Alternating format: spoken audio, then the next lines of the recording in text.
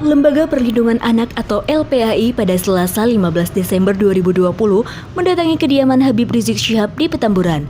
Kedatangan LPAI yang dipimpin oleh Seto Mulyadi atau yang kerap disapa Kak Seto bertujuan melihat kondisi anak dan cucu Habib Rizik yang ikut rombongan saat terjadi insiden di kilometer 50 Tol Cikampek. Berikut dokumentasi yang Front TV dapatkan. Yang masuk kategori anak-anak ini termasuk yang belum punya KTP. Di bawah 18 tahun. Itu termasuk ada yang umur 15 termasuk berarti ya? Di bawah 18. Sana ya. Nanti ini kelas berapa tadi? Kelas 3 SD. Ini sudah sekolah atau TK? Belum sekolah. Oh, belum sekolah ya. Pas Ini kelas TKB. Mariam belum. Oh, ini belum, bahkan belum ya. Jadi seperti itu. Kemudian di mobil Habib Rizik itu ada mana Putri Habib Rizik? Putri Habib Rizik ada dua yang masih umur 16 dan Masih remaja ya. 14 dan 16. yang paling kecil yang ke-6 dan ke-7. Usia 14 dan 16. Ini lagi mau turun orangnya. Nah, itu di mobil Habib Rizik ada dua anak. Hasanah sama Maryam. Sama ini sama cucu dia. Hasanah nih yang ini. Ya Hasanah. Ini mobil Habib Rizik. Maryam. Ini cucu sama Maryam yang ini. Maryam ini Hasanah. Nah, kemudian di mobil Haji Hakim. Haji Hakim ini Bunda. Saya Istrinya Haji Hakim. Nah, di mobil Bunda ini ada anak kecil ini putrinya Haji Hakim, namanya Ocha. Umur berapa Ocha? 6 tahun. Kemudian Abudi berapa tahun? 12 tahun dan putrinya Haji Kantum berapa? 16 tahun. Di mobilnya Haji Hakim. Kemudian di mobil saya anak kecilnya ada ini Said. Ikut mobil saya. Ya, Ponakan anak kita. cucu Habib Rizik paling besar.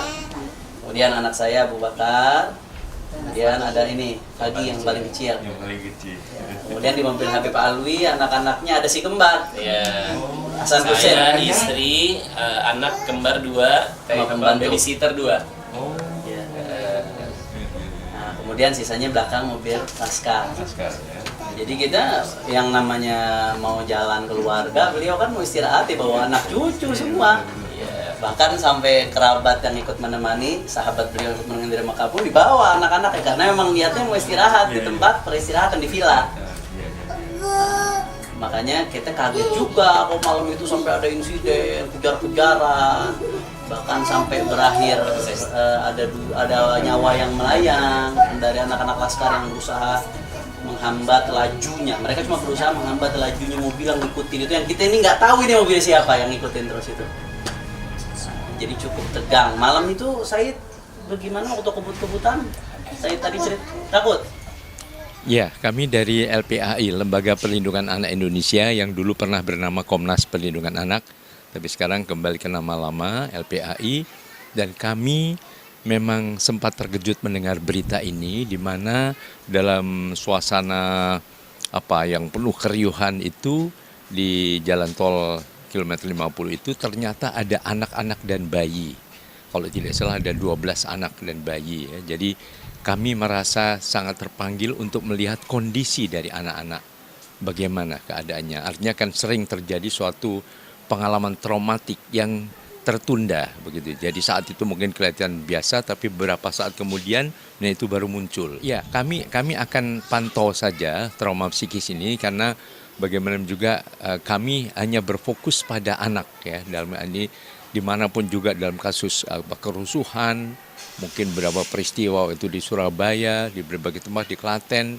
Nah, kami selalu memberikan perhatian khusus pada anak-anak, karena anak membutuhkan perlindungan khusus, sehingga dalam hal ini kami ingin melihat bagaimana kondisi anak-anak yang ikut bersama dalam rombongan tadi, dan kami juga bisa memantau saat ini, mungkin beberapa kali juga akan kami lihat kembali. Terima kasih banyak Kak Seto atas perhatiannya. Memang di kejadian KM 50 itu, di titik KM 50-nya ketika itu memang rombongan sudah terpisah. sebagaimana diketahui di kronologi. Tapi memang ketika proses kejar-kejaran itu dari keluar tol dari Sentul sampai keluar tol Karawang Timur dan seterusnya, memang di rombongan itu ada anak-anak. Tadi Kaseto sudah tahu sendiri.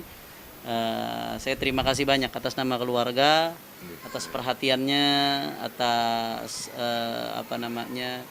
kepeduliannya.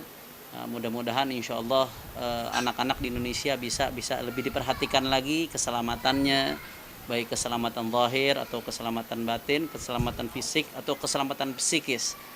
Dan jangan sampai ke depan hal-hal seperti ini terjadi lagi. Amin. Karena ini bisa membahayakan daripada anak-anak kita. Ya, terima kasih banyak Kak Seto, mudah-mudahan panjang umur, sehat walafiat. Amin. Amin ya rabbal alamin.